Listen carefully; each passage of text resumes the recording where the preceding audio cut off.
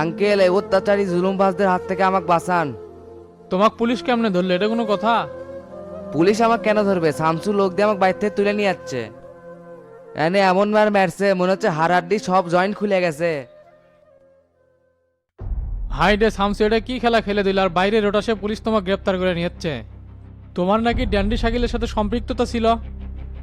সম্পৃক্ততা বলতে আমি খালি থাকার জায়গা দিয়েছিলাম, বিশ্বাস করেন, এর বাইরে আমি আর কিছুই জানি না। হাই রে গর্দব চ্যাংরা, যেটাই করে এত কাঁচা কাম কেউ করে, তুমি যে মতির ছোট ভাই সেটা আমার বিশ্বাসই হচ্ছে না। মাইরিয়া তো পুরো শরীর ব্যান্ডেজ করে দিছে, আর প্রতিশোধ কেমনে নিমো? আমি তো জানি না এমন হবি, শাকিল যে এইভাবে ধরা খাবি সেটা তো বুঝতে পারিনি। তুমি এক বোকা, শাকিল এক বোকা, শালার চ্যাংরাক তো মাইরিয়া পাশা কিছু থয় নাই। হ আঙ্কেল, সারা রাত ঝুলে রাখছিল আর লোহার পাইপ দিয়ে পিঠে তার পাশা সেই বেড়াছে। জিঙ্গা করে হোক আঙ্কেল, আমাকে এর থেকে বের করেন, বুক জাম মেরে আসিচ্ছে, ডাক্তার দেখান লাগবে। সবই তো বুঝি, কিন্তু চাইলেই তো আর এর থেকে বাইর হওয়া যায় না। তবে আমি চেষ্টা করতেছি, দেখি কি হয়। ওষুধপাতি কি খাইছো নাকি আমি ওষুধ এনে দিবো? হ ডাক্তার এসে ব্যান্ডেজ করে দিছে আর কিছু ওষুধ দিছে, ওল্লাই খাচ্ছি। আর পুলিশ তো করছে যে ড্যান্ডি শাকিলে গেছে আমাকেও ফাঁসাবি। তা তো চাবি, একজন শীর্ষ সন্ত্রাসীদের কাজ করবে, তা আবার এত কাঁচা, সেটা তো ভাবিনি। যাই হোক, চিন্তা করুন, আমি ওসির সাথে বসতেছি, দেখি তো কোনো ব্যবস্থা করা যায় নাকি। যা করার তাড়াতাড়ি করেন আঙ্কেল, এর মধ্যে দম বন্ধ হয়ে আসিচ্ছে, গন্ধে থাকা যাচ্ছে না। আচ্ছা ঠিক আছে।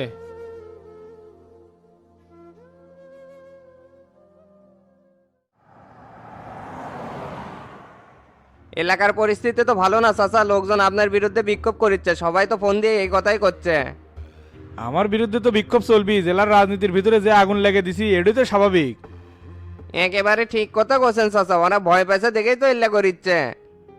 এতে করে মনে হচ্ছে সঠিক লাইনে আছি, তাই যত ঝামেলাই হোক না কে কোমর শক্ত করে দাঁড়িয়ে থাকা লাগবে। শোনেক, এখন তোর কাজ হবে আমাদের গ্রুপ শক্ত করা, বিশেষ করে কামারগাড়ি আর সেলোবার থেকে সেনা বেড়া টানা লাগবি, যাতে করে ডন আর গোল্লার সেনা বেড়া গেড়ে টিককে দিতে পারে। ওগুলা ক্যাডার বাহিনী তৈরি করাই আছে চাচা, কামরুল জুয়েল শহীদক যদি একবার অ্যাক্টিভ করি তাহলে উড়ে চলে যাবে। আর যদি কালা পিন্টু চলে আসে তাহলে তো কাউকে টাইমই দেবো না। পিনটা আজকালের মধ্যেই চলে আসবি, চাপ নাই। আর আমাদের ভোটের রাজনীতি হবে আলাদা। তোর ভোট ব্যাংকের কি অবস্থা? মানুষ কি আগের মতোই আছে? কি যে কন্যা চাচা, চেয়ারম্যান হয়নি তো কি হয়েছে, ইউনিয়নের ভোটগুলো জীবিতই আছে। শামসু আর মাস্টারের ৯-৬-এর কারণে টেরার কাছে কিছু ভোটে ফেল খাইছি। এটা কি ফেল কয়, দুর্নীতি করে হামাক হারানো হচ্ছে। আপনি কোনো চাপ নেন না তো, ইনশাল্লাহ বিপুল ভোটে আমরা পাশ করবো।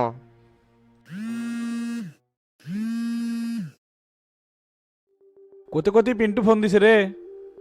তাহলে মনে হয় চলে আসবে চাচা, ধরে শোনেন তো কি কয়। আসসালামু আলাইকুম চাচা। ওয়ালাইকুম আসসালাম। কিরে পিন্টু, কি অবস্থা, কই আছিস? আমি তো এলাকায় চলে যাচ্ছি, আপনি বাড়িতে গেছিলাম, চাচি করছে আপনি বলে ঢাকায় গেছেন। হ্যাঁ, পরশুদিন আসছিলাম, আজকে রওনা দিছি, এখন পথে আছি। হাই রে, এই কথা আগে কবেন না, তাহলে তো ঢাকা থেকে একসাথে আসতে পারলাম নি। যাই হোক, চলে যেহেতু গেছি ওটা আর কয়ে লাভ নাই, ৩-৪ ঘন্টা পর দেখা হবেই নি। আচ্ছা, দেখে শুনে আসেন তাহলে।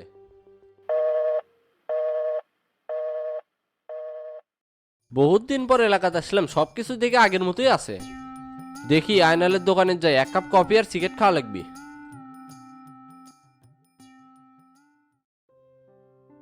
স্যার আসসালামু আলাইকুম, দাঁড়িয়ে আছেন কেন, বসেন। হ্যাঁ বসতেছি। জি স্যার বলেন, আপনাকে কিভাবে সহযোগিতা করতে পারি? যেরকম পরিস্থিতি তৈরি করে রাখছেন, মনে তো হচ্ছে না কোনো সহযোগিতা করবেন। তা মতির ছোট ভাইকে কেন গ্রেপ্তার করে আনছেন? এমন ভাবে বলতেছেন মনে হচ্ছে কত বড় মানবতা বিরোধী অপরাধ করছে যে হাতে নাতে ধরছেন। বলেন তো লিয়াকত কি অপরাধ করছে? আপনি হুদায় উত্তেজিত হয়ে তো লাভ নাই, শামসুরের উপর হামলা করে জানে মারার চেষ্টা করা হয়েছে, এই জন্য ওনাকে গ্রেপ্তার করা হয়েছে। আর ড্যান্ডি শাকিল যে জবানবন্দি দিছে এতে লিয়াকত সহযোগী হিসাবে ছিল। সাবাস, সুন্দর কাহিনী সাজাছেন। তাই এইভাবে আর কতদিন জুলুম অত্যাচার করবেন? মনে রাখবেন, চিরদিন কারো কাছে ক্ষমতা থাকে না, রদ বদল হয়, সেই দিন কই যাবেন? এইগুলোর কিন্তু পই পই করে হিসাব নেওয়া হবে। দেখেন স্যার, আমাকে এগুলো কথা বলে তো লাভ নাই, আমি আইনের বাইরে কিছু করতেও পারবো না আর করবও না। তাই ক্ষমতা পালা বদলের পর কি হবি না হবি সেটা শোনার দরকার নাই।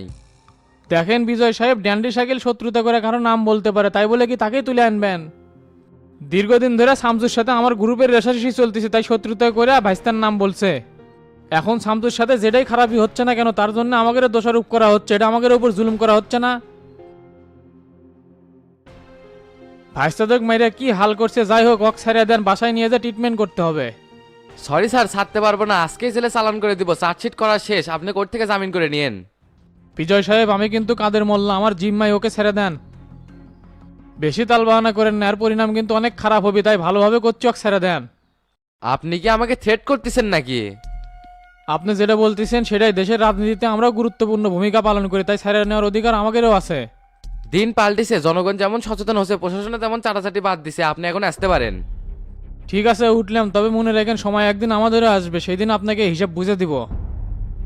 আচ্ছা দিন, আমার এখানে কিছু করার নাই, সবকিছু উপরের নির্দেশ, আমি সেই মোতাবেকই কাজ করতেছি।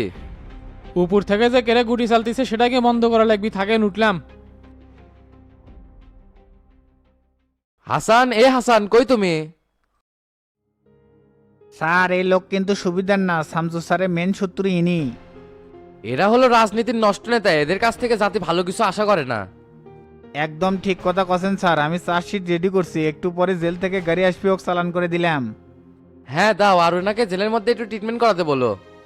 ওকে স্যার, ওটা আমি লিখে দিমুনি।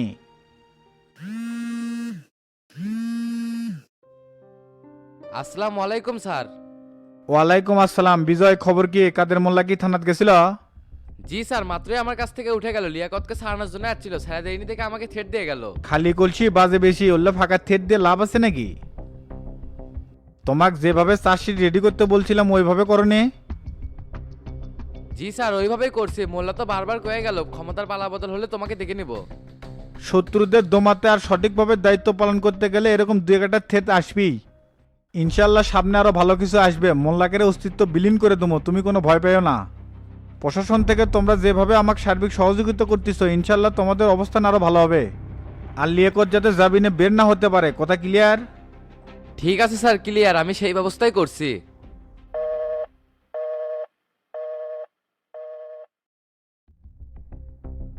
যেভাবে চার্জশিট করছি না, ওই শালা সারা জীবন জেলে বসে মরা লাগবি। কিন্তু স্যার মাঝে মাঝে খুব ভয় হয়, রাজনীতির পেরাকলে পরে আপনার যদি বড় কোনো ক্ষতি হয়ে যায়। কিছু করার নাই হাসান, যার যেভাবে মৃত্যু আছে সেভাবেই হবে। আমরা একটা সিস্টেমের মধ্যে পড়ে গেছি, চাইলেও আর এর থেকে বেরোনো সম্ভব না। মৃত্যুকে আর ভয় পাই না, শামসু স্যারকে নিয়ে বড় একটা পরিকল্পনা আছে, ওটা যদি সাকসেস হয় ভালো কিছু হবে। বড় বড় মানুষের বড় বড় ব্যাপার, এসব বিষয়ে আমি মাথা দিতে চাই না। তো স্যার আমার হাতে কিছু কাজ আছে, যাই সারেলেই। আচ্ছা যাও।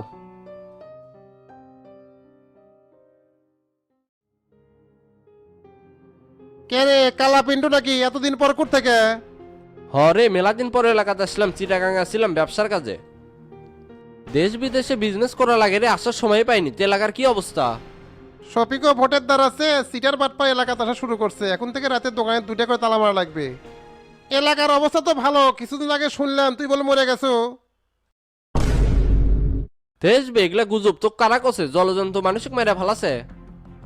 হয়তো গুজবই আসিল, না হলে তুই তো পয়সা থাকলুন না। তে সত্যি এর কত, তুই এতদিন কুটি আসিল? ঢাকায় ঠিকাদারের ব্যবসা করি, সিকান্দারের কোম্পানিত। কিছুক্ষণ আগেই না কলু চিটাগাং থাকি দেশ বিদেশে ঘুরে বেড়াই। এখন করছো সিকেন্দার কোম্পানির ঠিকাদারি করি নাকি চাঁদাবাজি করিস? অঙ্কা ঝাঁকি মেয়ে লাভ নাই, যার নাম কলু তার কামই ঢাকা চাঁদাবাজি নেটওয়ার্ক নিয়ন্ত্রণ করা। তবে শামসু ভাইয়ের কারণে এখন মনে হয় চৌধুনে তুলছে। কার মধ্যে কি ঢুকে লুড়ে আয়নাল? আমি ঢাকা শহরে চাঁদাবাজি করি, কারা কছে তোক? এগুলা ফোকাস্টিং করতে যে এলাকাত কারা সর আছে তাক পাইলে একবার বসান দিলাম নি। কয়জনে বসান দেবো, তোর বিষয়ে সবাই জানে। তে বিয়ে সাথে করছো নাকি এটুটি মুখ দিয়ে বেড়াচ্ছ? এ আয়নালে পেস্টিসে আঘাত করিস না, আমার কি চরিত্র খারাপ নাকি যে সেটি মুখ দিয়ে বেরামো? ছোটবেলার কথা মনে নাই? মানুষের বেড়া কাটার হাসুসের জন্যই তো এলাকার থেকে বাড়ি করে দিছিল। দক্ষিণ পাড়া গোপালের দোকানে তো তুই দিয়ে সিং কাটছিল, জুতরা মালা গোলার দিয়ে এলাকার থেকে বাড়ি করে দিছে। খারাই সব ভুলে গেছো? অতীতলে টানাটানি কিন্তু একবার অপছন্দ রে আয়নাল, এই পিন্টু আর আগের মতো নাই। তোর চেহারা দেখেই বোঝা যাচ্ছে তুই কত ভালো আছো। তোর দোকানে যাচ্ছ কি জন্য? কিছু নেবো নাকি? একটা স্টার সিগারেট আর 1 কাপ চা দে। লাল চা নাই, কপি আছে, চলবি? আমি কপি খাই, দে চলবি। কে রে, বাটুলের এলাকার কি অবস্থা? ওই দিককার সব ভোট কিন্তু আমাকে নেওয়া লাগবে।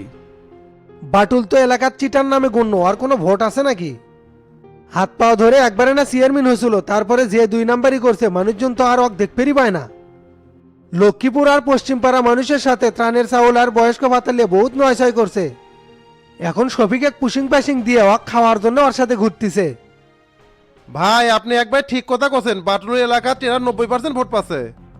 কালামাজির সাথে সুসম্পর্ক রাখা লাগবে, মানুষজন ওর কথা শোনে। তাহলে রাতে কালাম হাজির সাথে বসি, সময় তো বেশি দিন নাই। ওই দিকের বিষয় নিয়ে আপনার অত ভাবা লাগিচ্ছে না, আমি সব ব্যবস্থা কর্মনি, খালি শফিকের পাড়ালে একটু টেনশন হচ্ছে। তারপরই হচ্ছে মোশেবান, ওর শ্বশুরবাড়ি এলাকা, ওর থেকেও তো আপনি কোনো ভোট পাবেন না। জাল শুকাতেও তো মেলা ভোট আছে, ওটিকার লোকজনক পছন্দ করে। শামসু ভাই, মাস্টার চাচা, হাবিব ভাই যদি সহযোগিতা না করে তাহলে হামাঙ্গের অবস্থা করলে খারাপ হয়ে যাবে। বুড়াজনের দুর্বল পয়েন্ট তো আমার জানাই আছে, অত হাইপার হচ্ছে কি জন্যে? এমপি থাকাকালীন মানুষজনের পাশায় তার কম সঙ্গ লাগায় নাই, মানুষজনের চুষে খাচ্ছে। নেতা কর্মীরা ওর চরিত্র বুঝে পারছে, কামরুল জুয়েল আর শহীদ মনে হয় ওর সাথে আছে, ওর দিকে নজর রাখিস। যদি ৯-৬ কোনো নেতার মধ্যে পাই, সবিক তো বহিষ্কার হচ্ছে, তাহলে ওরাও হবি। জেলার প্রত্যেকটা সিনিয়র নেতা আমার সাথে আছে, আর শামসু ভাইও পজিটিভ আছে, সেজন্যই তো আমাকে নমিনেশন দিছে। বহুত বড় সুযোগ আছে এমপি হওয়ার, এটা যদি হাতছাড়া করেন তাহলে আর জীবনে সংসদে যেতে পারবেন না।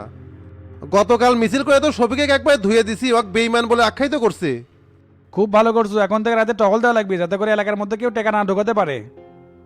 আসার সময় তো দেখলাম পিন্টু এলাকার চলে যাচ্ছে। কি করছেন? ওই শালা বলে মরে গেছে।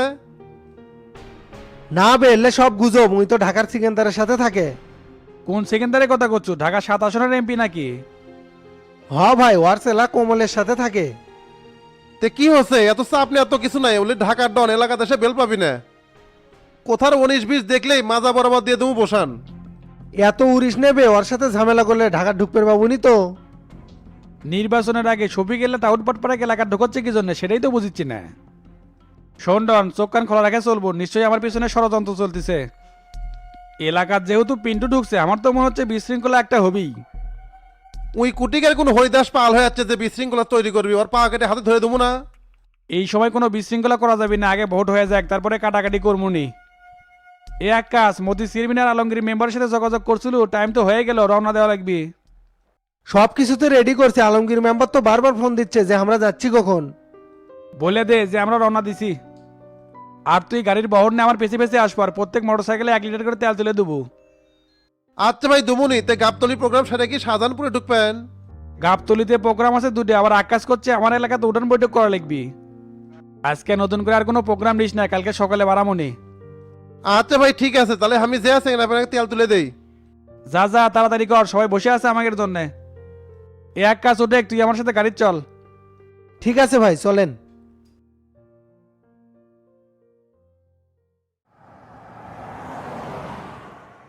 কাদের মোল্লা থানায় গেছিল নাকি লিয়াকতকে ছাড়ানোর জন্য? গেছিল, লেজে পা পড়ছে যা। বিজয়ক যে সিস্টেমে বলে দিয়েছিলাম সেই মোতাবেকই কাজ করছে। এই লোক তো সুবিধার না, জামিন পেয়ে আসে নিশ্চয়ই কোনো পরিকল্পনা করিচ্ছে। উনকে জং ধরা পরিকল্পনা করে কাম হবি না, যে চেষ্টা দিছি না কোমর খাড়া করে দাঁড়াবার পাবি না।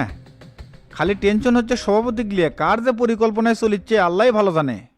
কোনো পরামর্শ ছাড়াই নিজে নিজে সিদ্ধান্ত নিয়ে মোল্লাক জামিন করালো। ডেট যদি উল্টে যায়, প্রথমে যে তার চেয়ারে চলে যাবি না, এই সহজ জিনিসই বুঝবার পারছি না। ওল্লা সভাপতির চিন্তা বাদ দাও তো, টাকা ঘটে দিয়ে চেয়ারটা দখল করি, না ছাড়া তো আর কোনো উপায় দেখিচ্ছে না। দেশের জন্য, দেশের মানুষের উন্নয়নের জন্য কষ্ট করে যাবো, আর এই গর্ধব লোকের জন্য উল্টে যাবি, তা তো হবি না। পরিস্থিতি আগে পর্যবেক্ষণ করতে দেন, তারপর একটা সিদ্ধান্ত লেমনি, এত তাড়াহুড়ো করলে তো চলবি না। বাংলাদেশের মানুষ বড় একটা পরিবর্তন দেখতে পাবে, আর সেটা শামসুর হাত ধরেই হবে, শুধু সময়ের অপেক্ষা মাত্র। তে ব্যবসায়ী গ্রুপের সভাপতি কানু ভাইয়ের সাথে কি আপনার কথা হচ্ছে? কথা হচ্ছে, সভাপতি তো আমাদের জন্যই ওয়েট করিচ্ছে। এ মারুবে, গাড়ি একটু জোরে চালাও।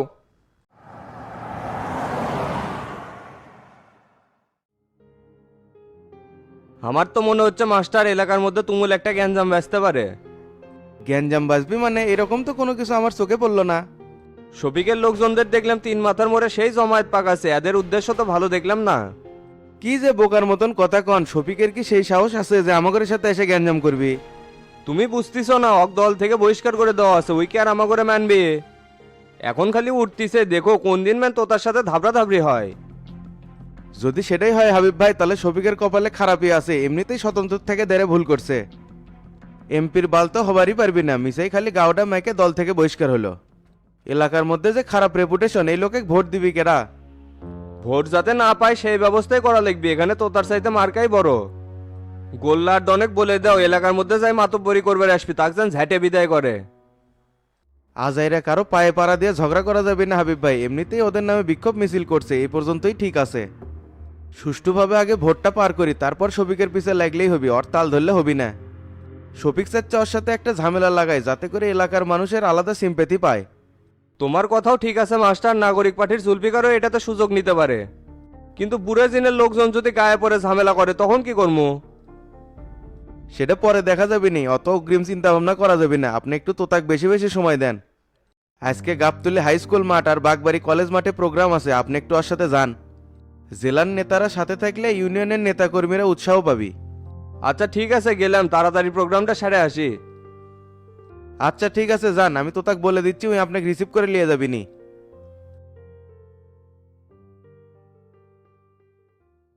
আজকে সিএরির শেষ সময় 5টা 15 মিনিট, এখন ঘড়িতে সময় 4টা 30, আর মাত্র সময় রয়েছে 45 মিনিট।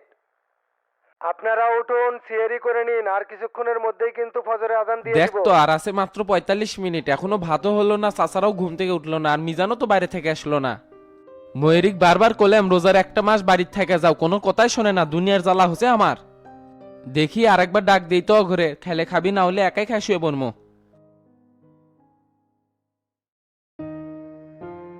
হাইরে ঠান্ডা, আড্ডার তালে তো বুঝাইনি পাইনি যে ফজরের টাইম হয়ে গেছে। আজকে কপালে দুঃখ আছে, এর থেকে জামু কখন, খাবার তুলে দিমু কখন, আর খাবি কখন? না ইনকে খুশুর মুসুর হেঁটে তো কাম হবি না, দৌড় দেব, গাও গরম হবে নি, বাড়ি তো তাড়াতাড়ি পৌঁছাবো নি।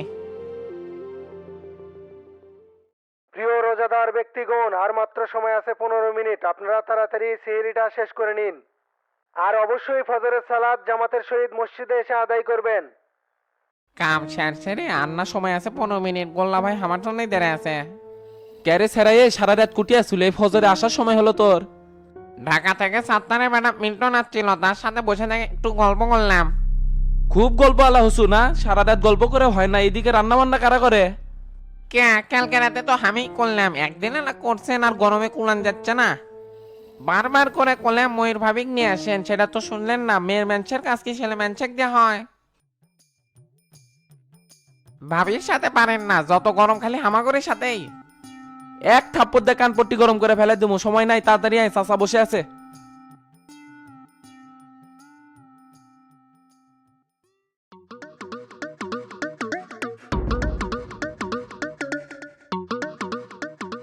এ চাচা শুরু করছেন?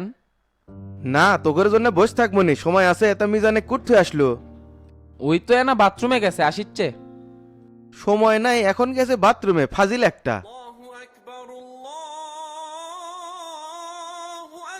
দেখ তো আজান না দিল, আমি না এখন পর্যন্ত বসেরই পেলাম না।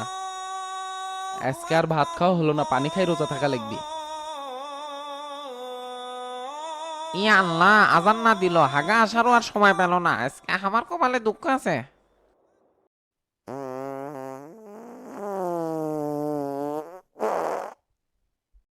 এ গোল্লা ইনকা করে আর হবি না, সকালবেলা যায় ময়ূরিক লিয়ে আসবো। আচ্ছা চাচা নিয়ে আসমুনি।